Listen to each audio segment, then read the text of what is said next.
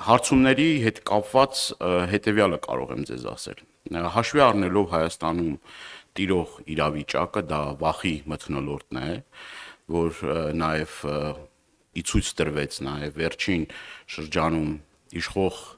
կուսակցության հանդիպումների ժամանակ, երբ որ մարդը սովորական մի հարց է տալիս եւ նման վերաբերմունքի է արժանանում, բնականաբար մարդկանց մոտ այդ վախի զգացումը կա։ Երբ որ մարդուն լայք դնելու համար Facebook-յան էջում աշխատանքից ազատում են, երբ որ այլ հայացքների համար մարդկանց աշխատանքից ազատում են, ինչ օբյեկտիվության մասին կարող ենք խոսել։ Բնականաբար հասարակության մեծ մասը խուսափում է պատասխանել հարցերին, ընտրության հետ կապված հարցերին։ Նաև գետնի վրա մենք տեսնում ենք, որ այդ բռնաճնշումները շարունակվում են եւ գամ ձեր հարցին,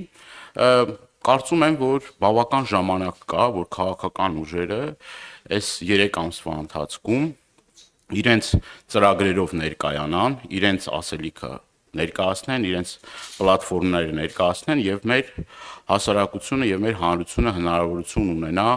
գնահատելու նախորդիվ տրված խոստումները, հատկապես իշխանությունների կողմից, որ 21 թվականին իր ծրագրերում գրեթե 99% ձախողվել է եւ բոլոր տրված խոստումները այսպես ասած տապալել է եւ այն ծրագրերի, որը կներկայացվի տարբեր քաղաքական ուժերի կողմից եւ թող մեր հայրենակիցները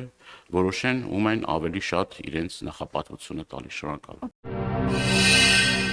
Բաժանորդագրվեք Արմատ մեդիայի ալիքներին YouTube-ում, Facebook-ում, Instagram-ում եւ Telegram-ում։